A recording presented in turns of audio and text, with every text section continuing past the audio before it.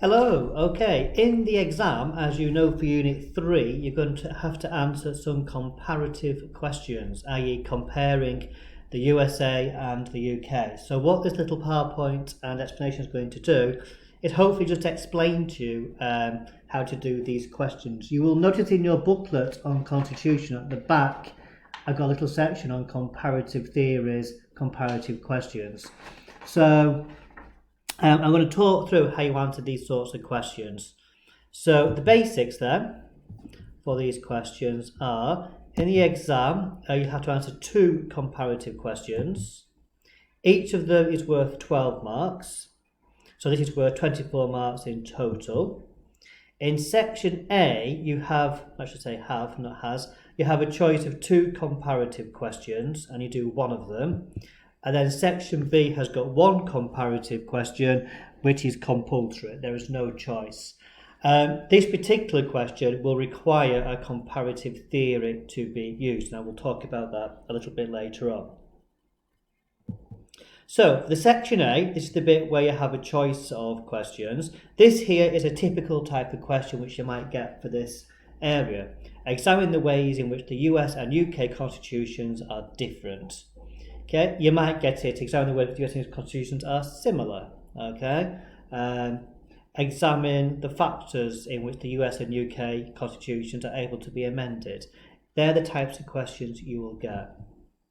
Now, for these 12 markers, don't think of them as essays. I'm trying to educate myself to call them answers. Okay, you do not need an introduction. Introductions tend to be a waste of time. They tend to say things like, there are many ways in which the US and UK constitutions are different. Well, yes, okay, that's really interesting. But that minute you might have written something a bit more useful. So no introduction, no conclusion. Okay, lots of answers when I mark these had conclusions in them. And again, they tend to just repeat what's been said elsewhere.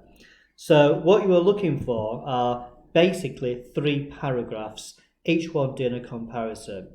What you must do is exactly what the question asks you. It was surprising how many questions, when I marked this paper, didn't do what the question asked. So if the question was about differences, just discuss differences. Do not discuss similarities, because you won't get any marks for a paragraph on similarities. It's just a complete waste of time.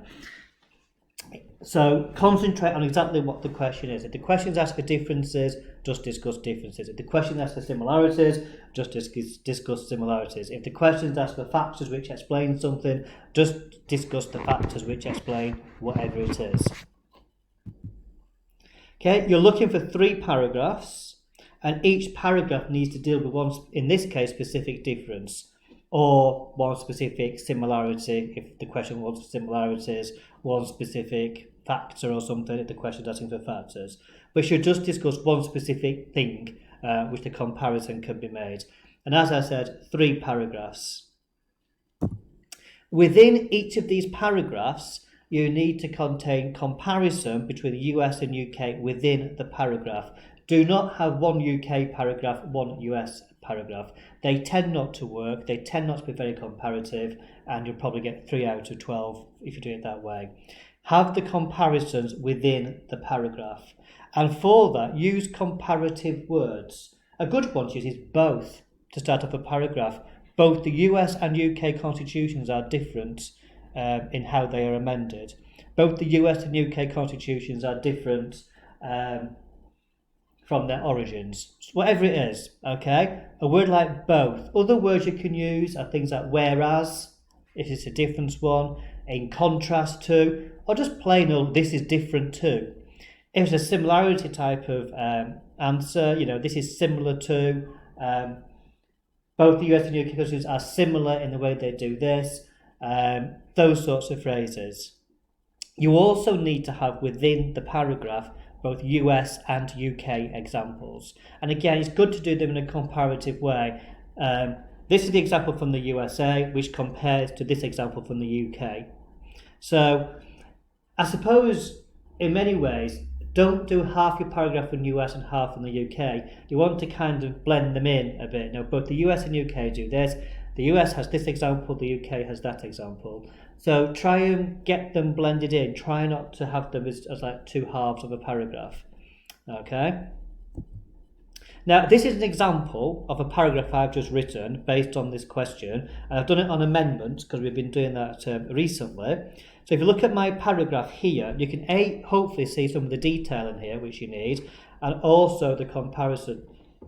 So, one difference between the US and UK constitutions are the ways in which they are amended. So I said really clearly, this paragraph is going to be about amendment, and I've also managed to get in straight away US and UK mentioned. The codified US Constitution states clearly in Article 5, so some details there, how the document should be amended.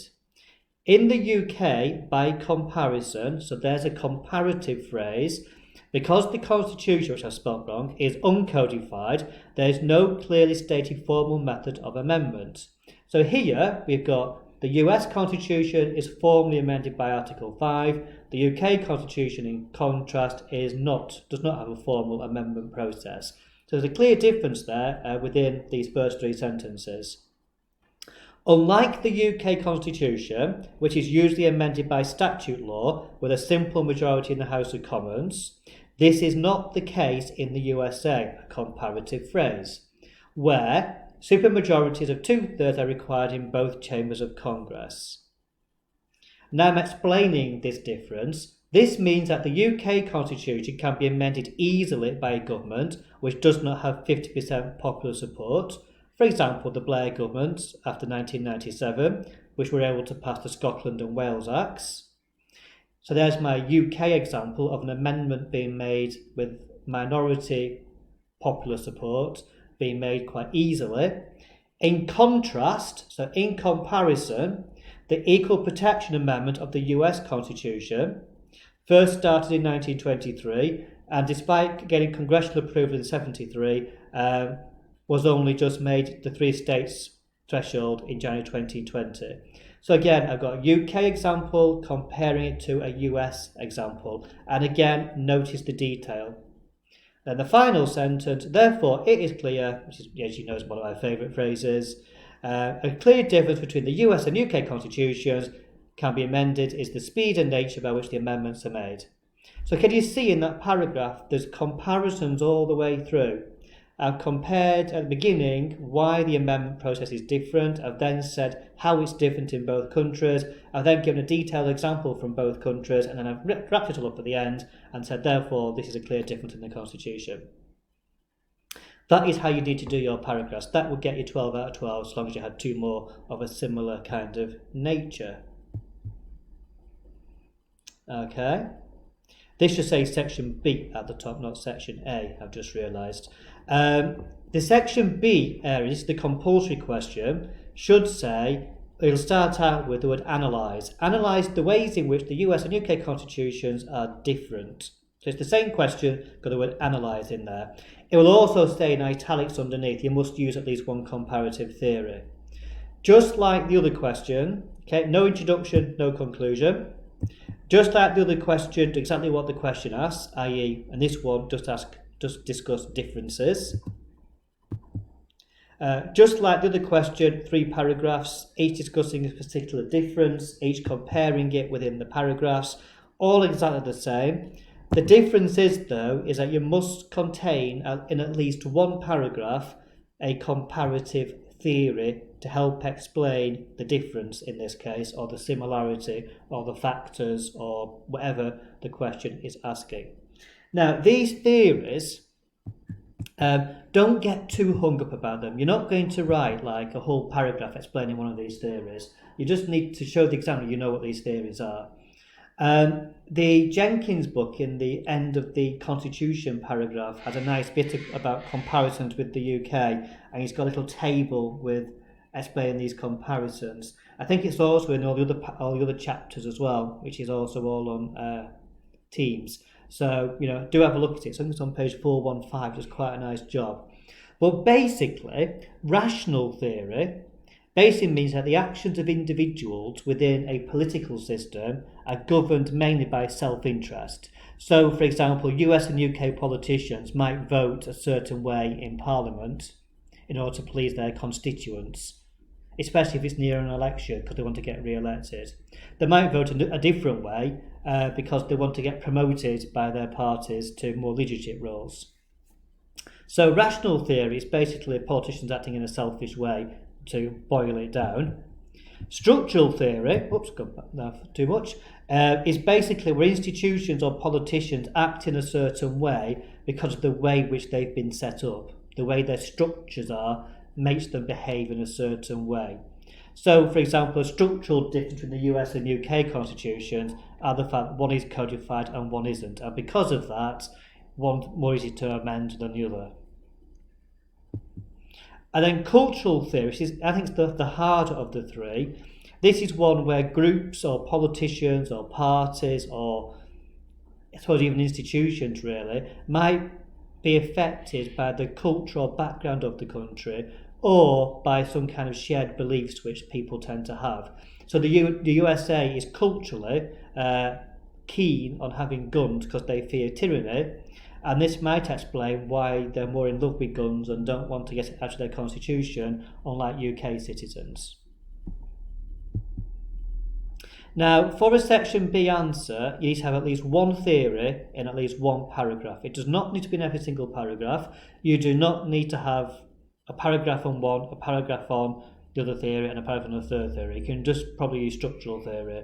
And I think structural one is probably the easiest one to get into most essays, I would suggest. So, just to have a quick look at this is the same paragraph as the previous one. I'm just aware it's cut off the edge, hasn't it? That made it a bit better. This is the same paragraph, but I'll put in bold here where I've used a theory. I think it's good to get into the first sentence using structural theory, and then what I would do for each one, I would try and memorise a sentence to explain each one. So if I was doing this paragraph, I would say, using structural theory, which is how the structure of political institutions are organised, that's my little explanation of structural theory, there's a clear difference between how the US and UK constitutions are amended. Blah, blah, blah, blah, blah. And then I put midway through, this is structural theory because the structures and processes used to amend the constitutions are so different because of the nature of the constitutions, ensure this is so. So basically the fact that one's written and one's not written, or one's codified and one's not codified, that structural difference is why one can be amended this way and one can be amended that way. And then I've mentioned it again at the very, very end. Okay, I just linked it back to structural theory. That's all basically you need to do.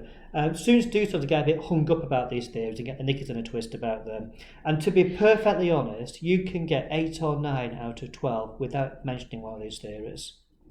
But to get more than that, you need to mention one of these theories. So a couple of sentences like this within the answer does the job and means you've got access then to those highest marks.